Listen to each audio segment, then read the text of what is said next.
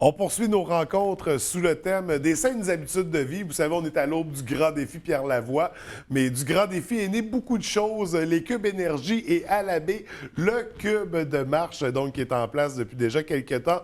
Pour nous en parler, le fondateur, Dr Dominique Gagnon, en compagnie d'Alex Boily, kinésiologue du multisport, qui sera responsable du cube, donc à partir de maintenant, en fait. Donc, bienvenue à tous les deux. Ça va bien ce matin? Oui, ça va bien. Ça va très bien, oui. Écoutez, Dr Dominique, je vais débuter avec vous. On va refaire un petit historique, là. Oui. On va rappeler, en fait, parce que le cube de marche, ça fait plus d'un an que c'est établi. Ça fait combien de temps? Ça va être la troisième année. La troisième année, mon Dieu, je pensais qu'on arrivait oui. au terme de la deuxième. Comment ça avait été créé, ce club de marche? Il ne faut pas se tromper, le cube de marche, parce que c'est inspiré des cubes énergie du grand défi Pierre Lavoie. En fait, c'est il y a 2 ans, là, en 2015, il y a eu une association entre la Fédération des médecins omnipraticiens du Québec et le Grand défi Pierre Lavoie. Oui. Et on a demandé aux médecins du Québec de prescrire des cubes d'énergie.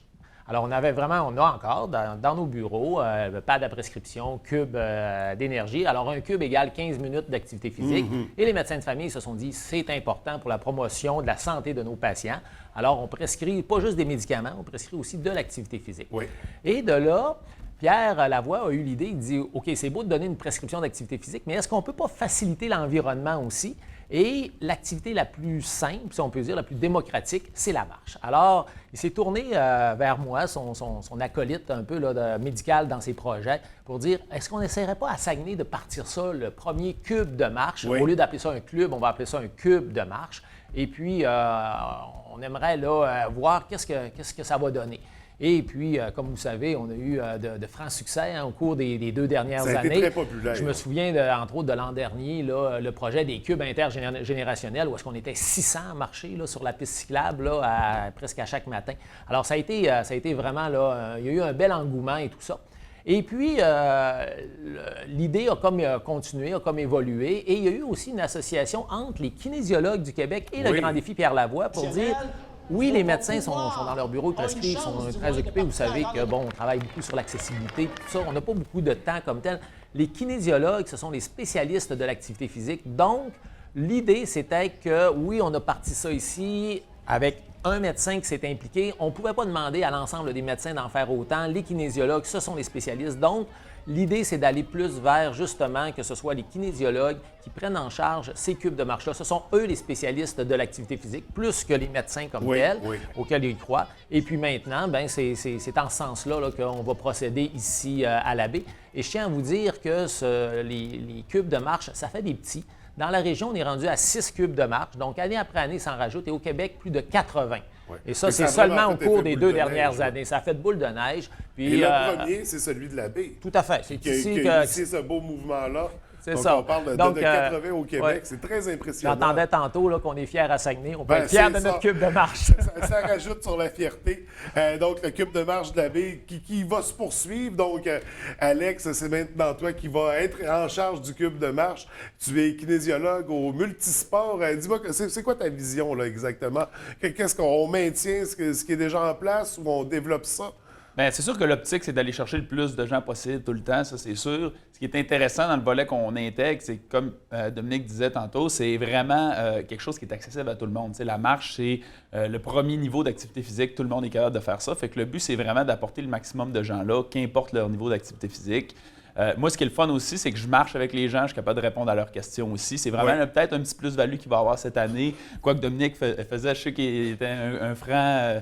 populaire des chroniques santé aussi. Mais c'est un peu ça. En marchant, on est capable de donner des conseils aux gens, tout ça. Fait que le but là-dedans, c'est de les guider à travers l'activité physique. Puis s'ils ont besoin d'autres conseils sur d'autres volets, bien, il n'y a pas de problème si les gens veulent repousser un petit peu plus c'est ça, parce dans que le niveau tu peux aller d'activité physique. au-delà de la marche, je veux dire. Ouais. Après ça, si les gens sont intéressés à avoir un programme plus poussé, toi, tu peux les accompagner dans cette démarche-là. Effectivement, s'ils ont besoin de... Mettons, ils ont des désirs de pousser plus loin, puis il y en a des fois qui sont inquiets, bien, à ce moment-là, il n'y a pas de problème. On peut les guider assez facilement s'ils veulent prolonger ou ajouter de l'activité là-dedans. Et là, le cube de marche a repris ses activités, je dirais. Parle-moi ça un peu. Là. C'est le parcours, là. Est-ce que c'est toujours le même? On part du quai d'Escale, où ça partait du musée, en fait. Je suis mêlé, je suis Alex, mêlé. Alex, il va te démêler.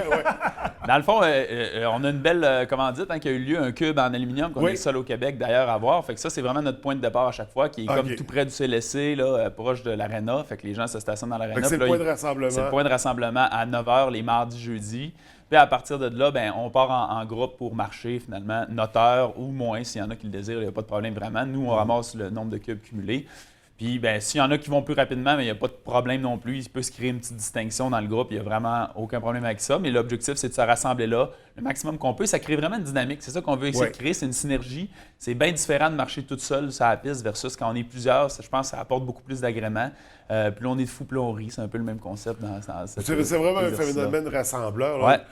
C'est bon pour les saines habitudes de vie physiques, mais aussi sociales. On en parlait. Il y avait 4 axes principaux dans les... Puis on va les rappeler. Ben, puis oui, on sait que pour être en bonne santé, on parle de saines habitudes de vie, mais c'est un concept des fois qui peut être très large. Oui. Je me plais à toutes les fois que j'ai une tribune pour rappeler ces 4 axes-là, qui sont l'arrêt du tabac, je pense que c'est essentiel.